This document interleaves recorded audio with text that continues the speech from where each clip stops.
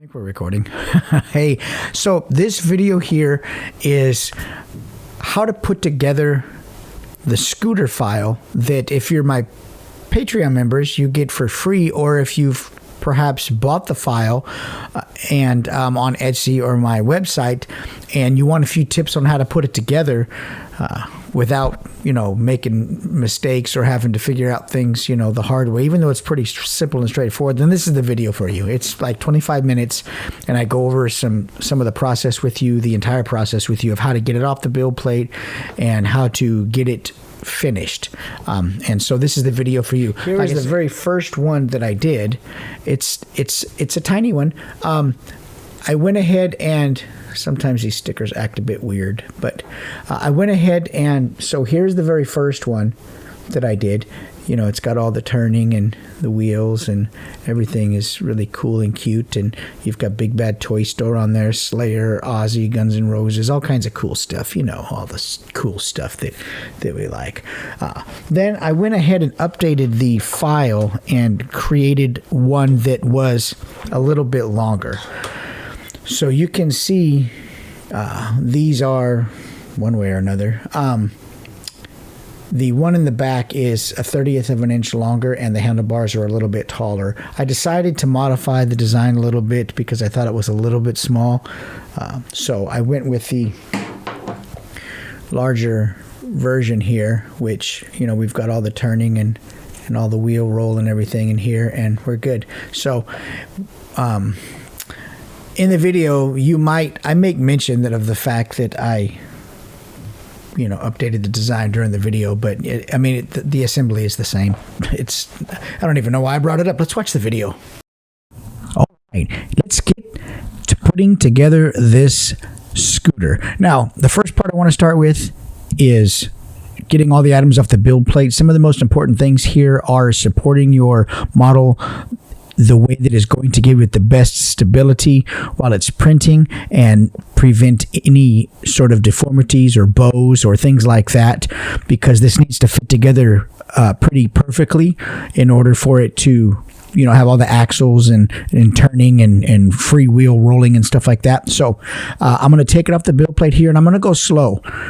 These forks, they have that long column on it, and we need to make sure that we don't deform those or bow those in any way. Nobody wants bent forks, man.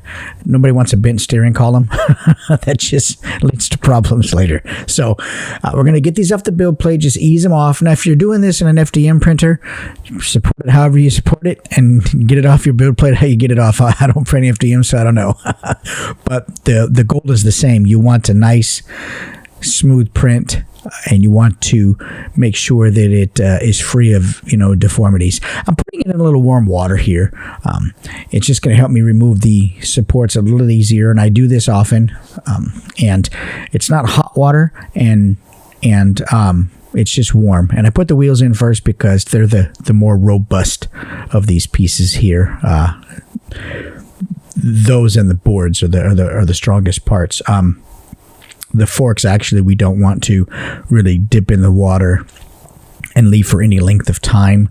We just want to dip them up to the top of the supports. I don't really want to throw them in the water and just let them sit there. Like I said, we want to make sure that there's no chance for there to be any sort of bending or bowing. And uncured resin is pretty fragile and real susceptible to twisting it too much and putting a bow in it or something. You notice I went down and I scored the raft in multiple places so that when I tear the supports off, it doesn't tear off all in one big long strip. It breaks all the way down in different pieces, and so that eliminates a lot of the stress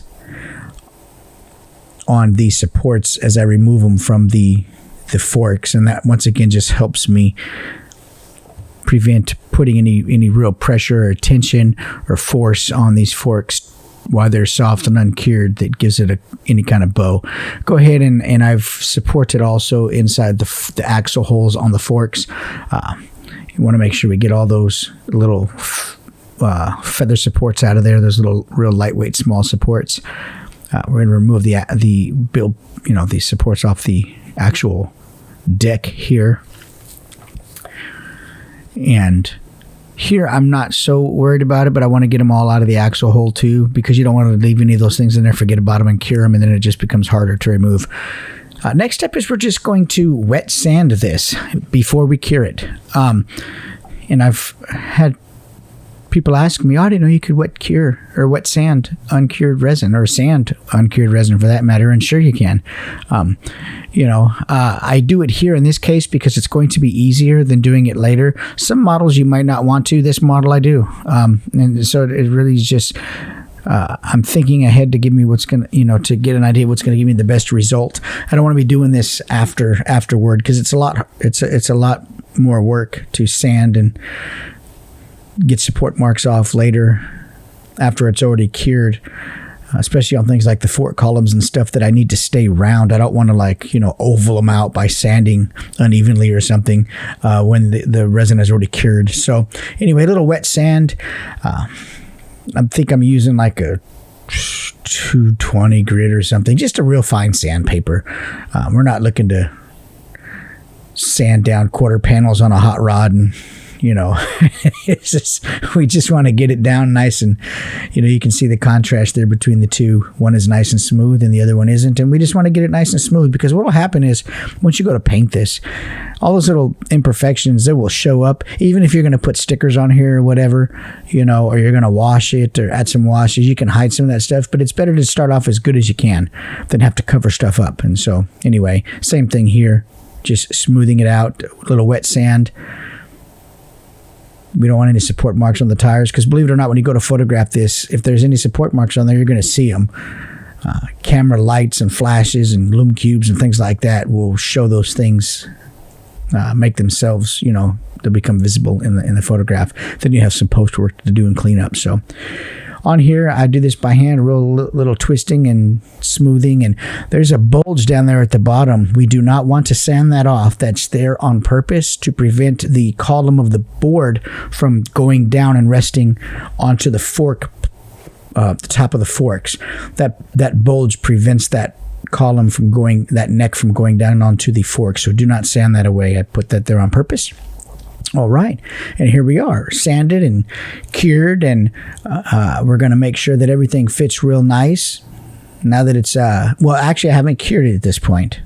This is uncured still. So we just want to make sure that everything fits in there real nice. It's real smooth. And you can tell it's not cured because it's still got that sort of bluish gray to it.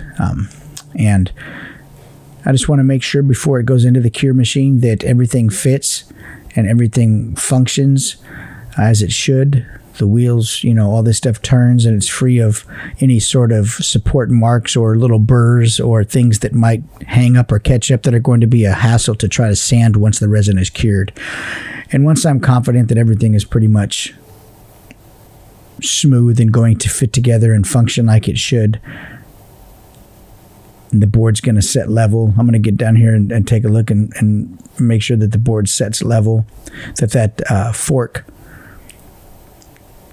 that column there rests level on that top of the forks there on that little bulge that I designed in there. And once I'm good with that, man, I'm going to put this thing in the cure machine, give it a few spins around the UV light, and it's going to be good to go. And I got two scooters here because why not? If I print one, I might as well print two. It doesn't take me any longer. So a little trick here too, when you go to cure this, you can put the axle in there prior to, and that way when you go to cure, if you get any contraction in the resin, it's not going to contract too much because the axle is in there. So that's one trick you can do. But here we're good, we're cured, everything's looking good, it's all spinning around and everything moves real free. And we don't have any issues. We're going to cut the axles now. Something to keep in mind, the front axle is 17 millimeters wide and the rear axle is 16 millimeters wide. So make your marks. I would recommend that you use a metal axle on here that you can get from Home Depot or something. If you cannot find that, then I guess a wooden axle is fine, but just make sure it's the right dimensions or the right measurements. And it's a 3mm axle.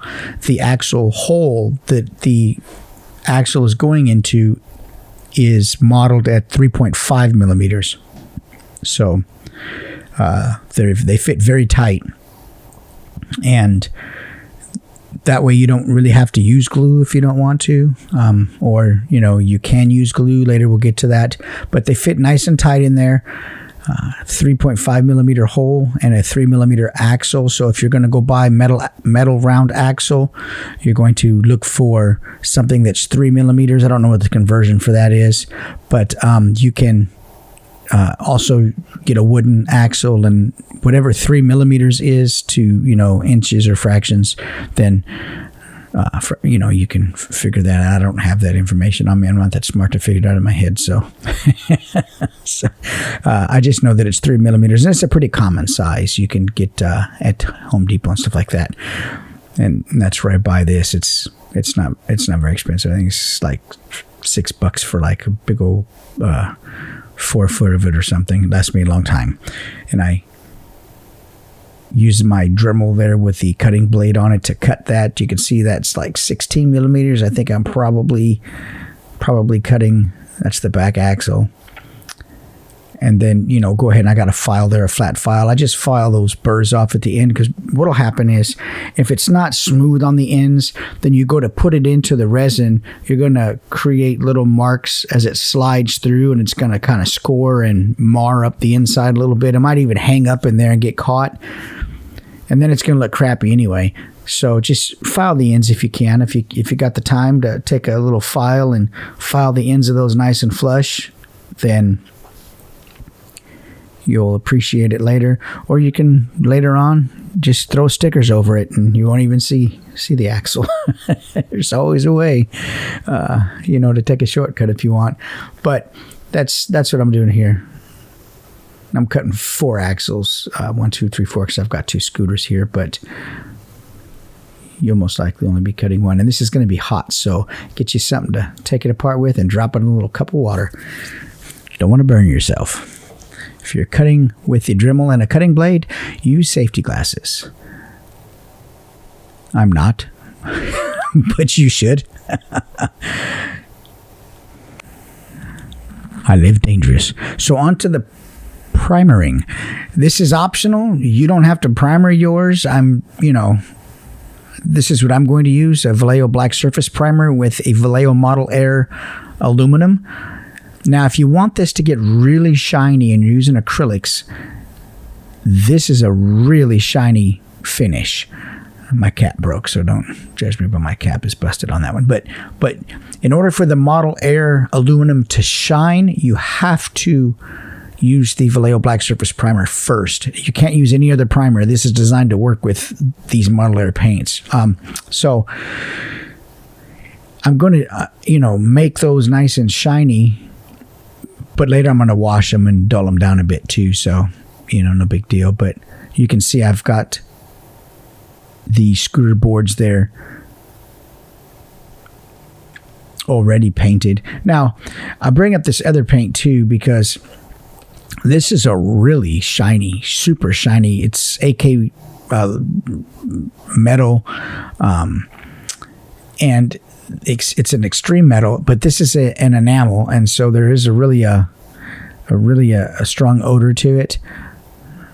So there's 2 ways you can paint these, and these are the 2 methods that I used. And I gotta say, at the end of the day, I preferred the acrylic, the Vallejo black surface primer, and the Vallejo Model Air aluminum. I preferred that. I think it just ended up being a little bit more durable, and it dried faster. I don't have to worry about anything. It dries pretty quick. I will say also, with the amount of paint you put on here, make sure that you don't overdo it, and make sure that it's thoroughly dry before you go to slide the forks into the neck, because if you go too heavy with the paint coats, you're going to get some resistance in there. and slide them in real nice. But these are both of these ways give you a great finish. I went with the acrylics, and I really liked the acrylics. I'm used to the acrylics, and I just think that I got a really great result out of them. But know that if you're going to use the Vallejo Model Air aluminum, you must use the black surface primer. And I did the same thing on the wheels. I just shot those with the black surface primer from Vallejo. I just airbrushed these things. So we're just going to go ahead and put all this stuff together and make sure everything fits in there still. If you notice, I mean, when I first started, once I got it off the build plate, I checked that everything, all the holes and things were clear. Right before I cured everything, right after I cured everything, I dry fitted everything again and kind of just made sure there wasn't any weird little hiccups that happened as a result of curing. Sometimes you can get contraction and it might shrink a little bit, or you might get some kind of weird anomaly while it's curing and some deformity. So I just check along the way because I don't want to be wasting time. The wheels fit in here real nice with the paint. I think that looks really good. The axle still fits into the hole. I'm just double checking everything again before we move on to the part where we, start to wash this stuff and start to glue it together. I mean, I designed this to be as simple to put together as I can. I had to make the forks and the column all one piece so that it would slide into the neck. And the only way I could do that is by creating one glue point, which would be the handlebars, the T-bars up on top, because I needed the forks to be one piece so that I could model that stopper down at the bottom so that the neck wouldn't slide down and rest on the top of the fork plate there. So, and that way you could be able to turn the scooter also. I had to figure out a way to design this where you could get the turning and all that in there, and it had to be in pieces. You can't model it all as one piece, and then once you take it out, it's just going to be all one 3D printed piece and have the functionality. It has to be in pieces. So this was the best way that I thought about being able to do it. And it's only really one glue point, so it's it's 1, 2, 3 glue points. I mean, if you're going to glue the axles, but really just the handlebars on top of the column, it's just one glue point, and it's really simple to put together. So once I'm happy with everything, before I move on to the washing, I'm going to spray this with a Mod Podge or seal it with whatever type of sealer you want. I don't really recommend brushing Mod Podge on here. That's going to add a thickness to it that you don't want. And I love the aerosol sealers. Mod Podge, absolutely. I've tried some of the other ones, and I don't care for them as much as I do the Mod Podge. I don't get paid at all by Mod Podge. I just buy it because I think that aerosol is just the best one that you can buy. And I use a matte on there. And the reason that I spray this first is because these are acrylic paints, and I'm going to add some pigments, and then I'm going to spray isopropyl alcohol on top. So if you don't seal this and you put your isopropyl alcohol on there, you run the risk of it dulling out and sort of making the acrylic paints that you think are dry now become tacky again and kind of changes the finish of them. So anyway, seal it, and then we'll go ahead and put these pigments on here. And I know I said I wanted the best shiniest finish, but I do want the best shiniest finish, but that's so that I can dull it down with the pigments. You might not want to put washes on here. I figured since I'm going to make this a scooter with some stickers and some wear to it, I don't want a shiny scooter. I want one that looks a little bit, used, and it's got a little road grime on it. Not any rusting or anything, but just a little bit of dirt, man. This thing's out there moving around and kicking up dust and breaking ankles and all the other stuff that comes along with these scooters, man. Snapping wrists, the fun stuff. I'm using a heat gun here just to dry it, and I think we're looking pretty good. Dulling it down, stipple with the sponge, kind of feathering it out, blending it a little bit. You don't want to do this too much, because the more alcohol you put on there and the more you work the model with the sponge, the more risk you run into of overdoing it and then starting to affect the finish. So you want to get it done as quick as you can. I used a heat gun a minute ago. This time I'm using an air gun. It doesn't matter, whichever one you have. You could just let it sit and air dry also. So we're going to put a little brown on there, because not all dirt is is black. I don't think any dirt is black for that matter. I think dirt is brown, but the black gives it a nice accumulation of character in the crevices, and so that's why I do black and brown. But you could do it however you think is necessary. But it's fun, man. This is a cool little scooter, man. I'm happy to have been able to take a really cool photo with it already, and I'm happy to see what you guys end up doing with it.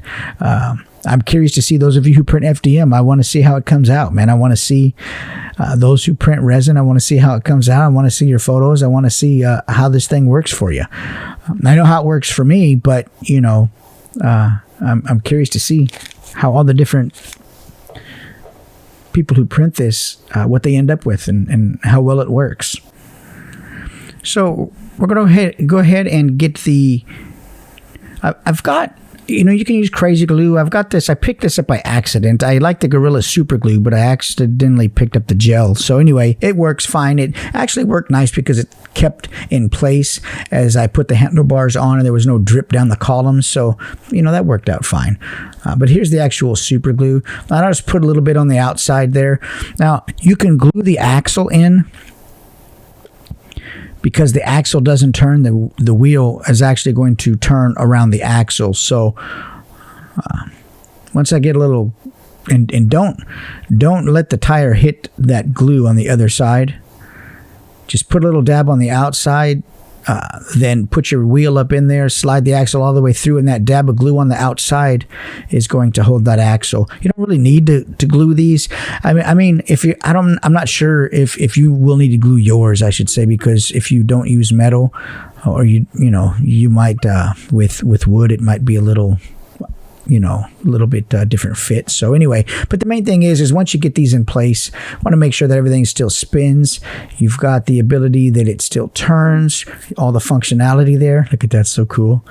And I mean, we've got a scooter, man. I mean, we've got a cool little scooter. Now we can get this thing all decorated up. I will say also that during this video, I reprinted a longer version of the scooter, which you see right here. You probably wouldn't be able to tell the difference unless I made a note of it, but I actually went through and I lengthened the scooter by 1/30 of an inch, and I raised the handlebars up by 1/20 of an inch.